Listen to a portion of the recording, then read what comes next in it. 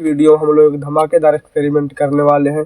तो चलिए इसमें जो जो सामग्री लगेगी उसे हम दिखाते हैं। तो सबसे पहले हमारे पास एक आलू रहेगा और एक ये आलू और ये बाटल। उसके बाद हमारे एक माचिस या लाइटर, एक पटाखा। चलिए तो हम आपको प्रोसेस करके बताते हैं कैसे होगा। तो सबसे पहले हम एक और आलू ले लेंगे, उसके बाद इसे हम बाटल के ऊपर रख देंगे। इसमें कैसे होल कर लेंगे आपको दिख रहा होगा। इसमें एक पटाखा फिट कर देंगे। फिट करने के बाद इसे हम इसको पटाखा रख देंगे और बाटल के ऊपर रख के नहीं माचिस से जला देंगे और इससे आलू फट जाएगा। चलिए हम आपको इसका ओवरव्यू दिखाते हैं।